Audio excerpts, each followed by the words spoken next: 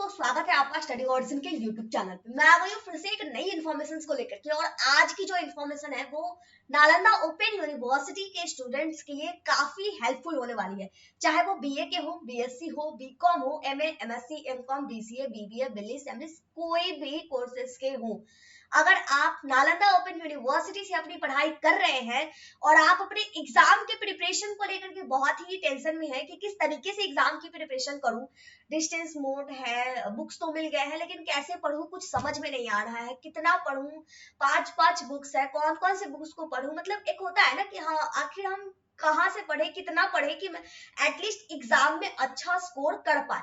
तो देखिए, बहुत ही इंफॉर्मेटिव वीडियो है, लास्ट तक देखिएगा। आपकी एग्जामिनेशन, अगर इस वीडियो में जितनी भी चीजें बताई जाती हैं, अगर उतनी चीजों को आप फॉलो करते हैं तो आपके 70 to 80% मार्क्स आ जाएंगे, अगर पूरी तरीके से आप इसे फॉलो करेंगे तो। ठीक है, तो चलिए शुरू करते हैं, लेकिन उससे पहले चैनल को सब्सक्राइब जरूर कर लीजिए ताकि आपको आपके स्टडी की सारी इंफॉर्मेशन टाइम टू टाइम मिलते रहे।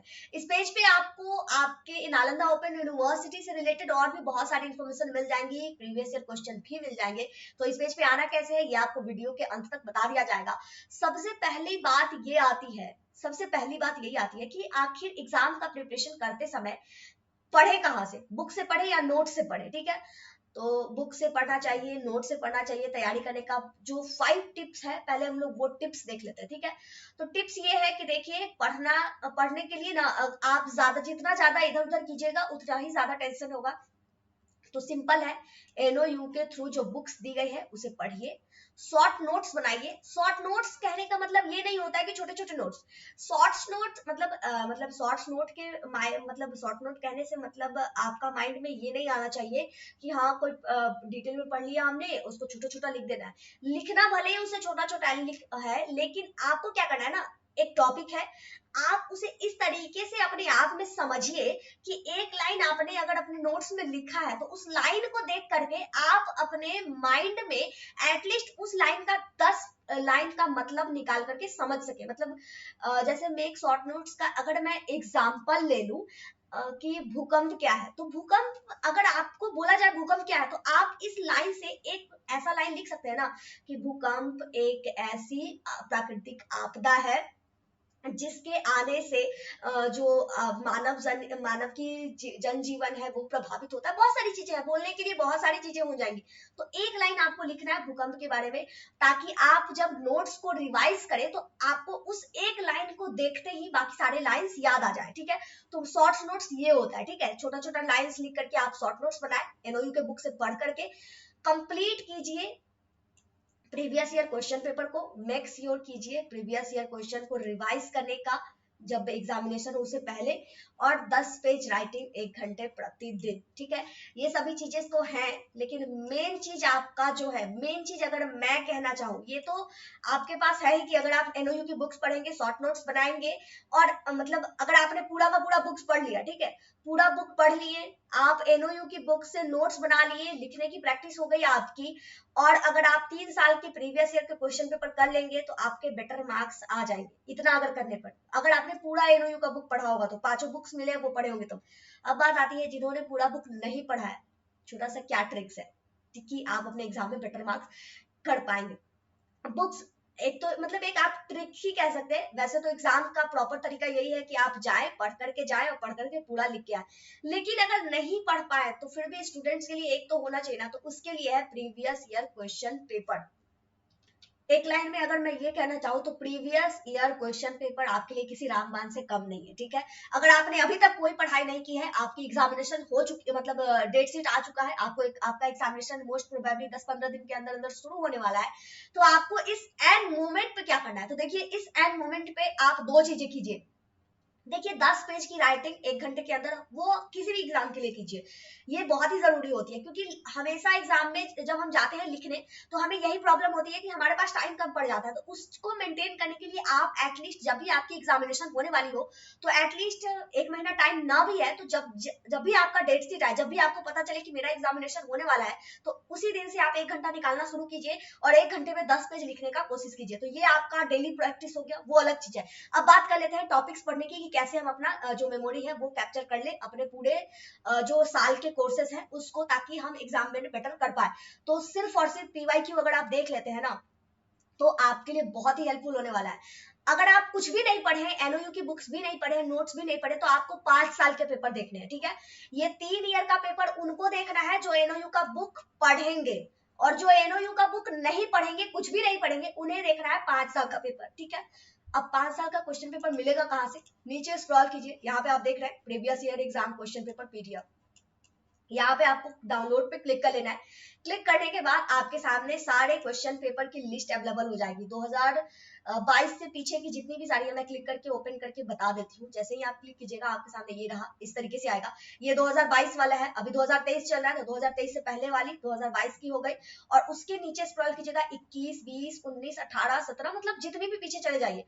तो आपको कहाँ तक देखना है? आपकी एग्जामिनेशन जब भी हो रही है उससे पीछे के 5 जो क्वेश्चन है उसको देख लीजिए। अब हमें क्या करना है? इधर आ जाना है। मैं एक एक मतलब मैंने ना ज्योग्राफी का एक क्वेश्चन पेपर जो है ओपन करके रखा है, ठीक है। ये पार्ट 1 का है 2022 का। 2022 के पार्ट 1 की एग्जामिनेशन है। यहाँ पे आपको अगर मैं बता दूं, यहाँ पे आपको 2021 का पार्ट 1 मिल जाएगा, यहाँ पे आपको 2020 का पार्ट 1 मिल जाएगा, यहाँ पे ये मैंने 2019 का ओपन करके रखा है, और ये मैंने 2018 का ओपन कर रखा है। मैं सैंपल के तौर पे बताती हूँ कि ये मैंने ऐसा क्यों कहा कि आपको अपने पिछले 4-5 जो प्रीवियस ईयर क्वेश्चन है उसे देखना चाहिए। एक हो गया, 1, 2, 3, 4, 5 ओपन है। पांचों को हम अगर मिला के देखेंगे, पहले हम एक क्वेश्चन पेपर को समझने का कोशिश करते हैं, ठीक है। अगर आप यहाँ पे समझने का कोशिश कीजिएगा तो एग्जाम का जो क्वेश्चन पेपर है कुछ इस तरीके से आएगा। आपको 2 सेक्शन में एग्जामिनेशन के क्वेश्चन पूछे जाते हैं, एक में 6 क्वेश्चन होता है और एक में 4 क्वेश्चन होता है। सेक्शन ए में 6 क्वेश्चन और सेक्शन बी में 4 क्वेश्चन। इसमें से आपको कोई भी 2 को बनाना है। मान लीजिए आपको ये बनाना है, ये बना लीजिए, और एक ये बना लीजिए, और इस वाले में से आपको 3 बना लेना है, 1, 2, जो भी हो आप अपने अनुसार से देख लीजिए। मतलब 5 क्वेश्चन बनाने होते हैं, सेक्शन ए से 3 और सेक्शन बी से 2, ठीक है। कुल मिलाकर के हो गए 5 क्वेश्चन आपको अपने सॉल्व करने होते हैं। अब बात आती है कि ये पीवाईक्यू आपको कैसे हेल्प करेगा। तो देखिए, अगर आप ये जो क्वेश्चन है ना, ये पिछले 5 सालों में से ही कहीं ना कहीं से आए होते हैं। मैं अगर सारे क्वेश्चन की बात करूं, किसी एक क्वेश्चन को हम ले लेते हैं। यहाँ पे पहला क्वेश्चन है, भू संतुलन सिद्धांत की विवेचना विस्तार से करें। अगर आप इन 5 मतलब पिछले वाले में जाइएगा ना तो आपको इसका मिल जाएगा। चलिए हम लोग चल के देख लेते हैं, ठीक है। भू संतुलन सिद्धांत की विवेचना विस्तार से करें। यहाँ पे नहीं है, क्या है? पृथ्वी की आंतरिक संचरण का वर्णन है, भू संतुलन का इसमें तो नहीं है। चलिए मान लेते हैं 2021 वाले में नहीं है। 20 वाले में भू संतुलन के संबंध में ये इसकी है, भू संतुलन का यहाँ पे भी नहीं है। इसमें करें भू संतुलन का, यहाँ पे भी नहीं है। इसमें अगर करें तो भू संतुलन सिद्धांत की विवेचना विस्तार से करें। समझ में आ गया आपको? यहाँ पे पहला क्वेश्चन क्या था? भू संतुलन सिद्धांत की विवेचना विस्तार से करें। और यहाँ पे सेम क्वेश्चन आ गया, भू संतुलन सिद्धांत की विवेचना विस्तार से करें। पहला क्वेश्चन आपको यहाँ पे मिल गया। दूसरा क्वेश्चन, सौर मंडल की उत्पत्ति से संबंधित किन्हीं 2 सिद्धांतों की विवेचना करें। सौर मंडल की उत्पत्ति से संबंधित, अब सौर मंडल की उत्पत्ति से संबंधित अगर यहाँ पे देखेंगे, इसमें भी नहीं है। हाँ, यहाँ पे अगर देखेंगे तो आपको मिल जाएगा, सौर मंडल की उत्पत्ति से संबंधित किन्हीं 2 आधुनिक सिद्धांतों की विवेचना करें। मिल गया आपको। अब मैं बात कर लेती हूँ तीसरे क्वेश्चन की, ठीक है। यहाँ पे अगर आप आइएगा, भूकंप के कारण एवं प्रभावों का वर्णन करें, ठीक है। अगर मैं फिर से इसमें ढूंढना चाहूँ, भूकंप के कारण इसमें नहीं है, 2021 वाले में नहीं है। यहाँ पे देखिए 2020 में ये सेम क्वेश्चन पूछा गया है, भूकंप के कारण एवं प्रभावों का वर्णन करें, ठीक है। अब हम लोग नेक्स्ट क्वेश्चन की बात कर लेते हैं। स्थलाकृति संरचना प्रक्रम और अवस्था का प्रतिफल है, विवेचना करें, ठीक है। स्थलाकृति, स्थलाकृति यहाँ पे है स्थलाकृति संरचना, और ये same question I don't think कि मिलने वाला है। स्थलाकृति, स्थलाकृति नहीं है, ये सेम क्वेश्चन नहीं है, ठीक है। चलिए 1-2 इट्स ओके। आपको ये जो 6 क्वेश्चन है इसमें से बनाना तो 3 ही है ना, एटलीस्ट 3 तो आपको मैच कर जाएगा, और 3 जो है मैच कर भी चुका है, जैसा कि हम लोग देख चुके हैं। सौर मंडल वाला मिल गया है, भूकंप के कारण वाला मिल गया है। अब यहाँ है वायु द्वारा अपरदन से उत्पन्न स्थलाकृति, इसे भी देख लेते हैं। वायु द्वारा अपरदन से उत्पन्न स्थलाकृति, इसमें नहीं है और इसमें भी नहीं है, इसमें है नहीं है, इसमें भी नहीं है। वायु द्वारा उत्पन्न इसमें भी नहीं है। देखिए हमने 4 प्रीवियस ईयर क्वेश्चन को लिया है जिसमें से आपको वायु द्वारा वाला नहीं है, 2 क्वेश्चन आपको नहीं मिले हैं, ठीक है। तो यहाँ पे अगर 2 क्वेश्चन नहीं मिले, लास्ट क्वेश्चन की अगर मैं बात करूं, हिम नदी से अपरदन की उपस्थिति, तो फिर अगर आप इसे सर्च करेंगे तो आपको ये किसी न किसी में मिल जाएगा। यहाँ पे नदी द्वारा अपरदन है, लेकिन हमें देखना है हिम नदी वाला।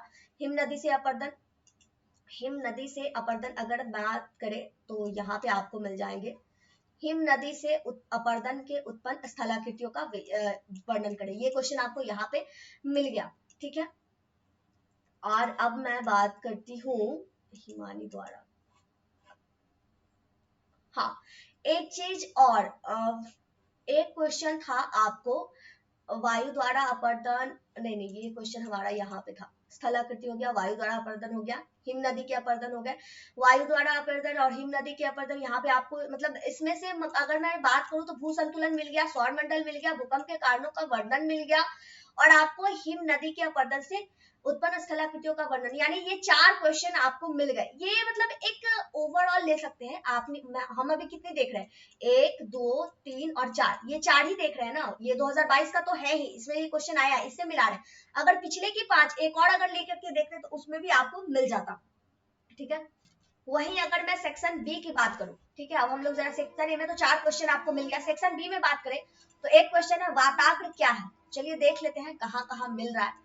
वाताग्र क्या है, इसमें तो नहीं है, इसमें है नहीं है, इसमें भी नहीं है, इसमें भी नहीं है, इसमें होना चाहिए। हाँ, यहाँ पे देख रहे हैं वाताग्र क्या है, मिल गया आपको। ये मैंने 4 का ही लिया है, एक और लेते तो वो जो बचा हुआ है वो शायद वो भी मिल जाता। अब 5 क्वेश्चन, इसीलिए मैं कह रही हूँ पिछले 5 सालों के क्वेश्चन पेपर आप देखिएगा, ठीक है। अगर हम बात करें कोपेन के द्वारा प्रस्तुत जलवायु के वर्गीकरण, अब कोपेन वाला देख लेते हैं है या नहीं है। कोपेन इसमें नहीं है, इसमें भी नहीं है, हाँ यहाँ पे मिल गया आपको। आप यहाँ पे देख सकते हैं कोपेन द्वारा प्रस्तुत जलवायु के वर्गीकरण की विवेचना करें, ये आपका मिल गया। अब हम लोग अगली क्वेश्चन को देख लेते हैं, मतलब इसमें कौन कौन मिल गया, एक वाताग्र मिल गया, कोपेन मिल गया। अब एक लास्ट क्वेश्चन क्या है, मतलब 2 क्वेश्चन और है। महासागरीय निक्षेप का वर्गीकरण कीजिए। महासागरीय निक्षेप का वर्गीकरण है क्या, जरा देख लेते हैं। ये महासागरीय निक्षेप नहीं है, महासागरीय निक्षेप इसमें भी नहीं है। हाँ, इसमें आ गया आपका महासागरीय निक्षेप का वर्गीकरण कीजिए, ठीक है। यानी कि ये क्वेश्चन भी आपको मिल गया, ये वाला जो क्वेश्चन था ये भी आपको मिल गया। लास्ट क्वेश्चन है अटलांटिक महासागर की जल धाराओं पर प्रकाश डालें। चलिए प्रकाश डाल के जरा देख लेते हैं अटलांटिक महासागर वाला कहाँ पे आएगा। अटलांटिक महासागर की जल धाराओं पर प्रकाश डालें, यहीं पे आपको मिल गया ये 2000। तो मतलब अगर देखा जाए तो आपको इतना तो समझ में आ गया, सेक्शन बी का 4 क्वेश्चन मिल गया, ठीक है। और सेक्शन ए का भी मतलब 4 क्वेश्चन मिल गए थे। मतलब हो सकता है ये अगर मैंने 5वां वाला मतलब इससे पहले का जैसा कि मैंने बताया पिछले 5 सालों का देखना है आपको, तो अगर इसके पिछले 5 सालों का देखते तो वो भी शायद आपको मिल जाएगा। हालांकि आपको क्या करना है, बस 2022 से लेकर के 2018 तक का देखना है। अभी आपका 2023 का चल रहा है, ठीक है। तो आपको 2022 वाले क्वेश्चन 1-2 आ सकते हैं, चांसेस उतना नहीं बनता है, ठीक है। तो आप अपना तैयारी कर लीजिएगा। 2021 से लेकर के 17-18 तक का अगर क्वेश्चन पेपर आप देख रहे हैं, आप जब भी एग्जाम दे रहे हैं उससे पिछले 5 साल का क्वेश्चन पेपर देख लीजिए। अगर ये क्वेश्चन, अगर कोई बच्चा जो स्टूडेंट इस क्वेश्चन के लिए पिछले 5 साल का क्वेश्चन पेपर का प्रिपरेशन करके गया होगा, क्या बताइए उन्होंने नहीं लिख के आया होगा। ऑब्वियसली इसमें से 4 क्वेश्चन टकराया है, 3 लिख के आया होगा। इसमें से चारों का चारों टकराया है, कोई भी 2 जो उसे बहुत अच्छे से याद होगा वो लिख करके आया होगा। तो ये एक आप कह सकते हैं कि ये आपके लिए एक बेस्ट प्रिपरेशन का तरीका है। आप अगर पढ़ेंगे तो 5 साल का क्वेश्चन पेपर पढ़ना कोई बहुत बड़ी बात नहीं है। पढ़िए, जाइए, लिखिए, सिंपल सा है, ठीक है। एग्जाम प्रिपरेशन के बेस्ट टिप्स को लेकर के होगा तो 1-2 वीडियो और बताया जाएगा। तो इस वीडियो को यहीं पे कंप्लीट करते हैं। ये वीडियो थोड़ा सा बड़ा हो गया है, लेकिन उससे पहले मैं ये बता देती हूँ कि इस पेज पे आना कैसे है, ताकि आप जो है अपना जो एग्जाम प्रिपरेशन का प्रीवियस ईयर क्वेश्चन पेपर कैसे डाउनलोड करना है, अगर ये आपको देखना है तो इसको मतलब एग्जाम प्रिपरेशन की जो प्रीवियस ईयर क्वेश्चन है उसको कैसे डाउनलोड करना है इसको लेकर के एक डिटेल वीडियो मैंने ऑलरेडी बना रखा है। इस वीडियो के अंत में वो सजेशन में आ जाएगा, वहां से देख लीजिएगा किस तरीके से आपको previous year question paper download करना है। बाकी सारी डिटेल्स आपको मिल जाएगी। मिलते हैं नए वीडियो में कुछ नई हेल्पफुल इन्फॉर्मेशन को लेकर के। जय भारत जय बिहार।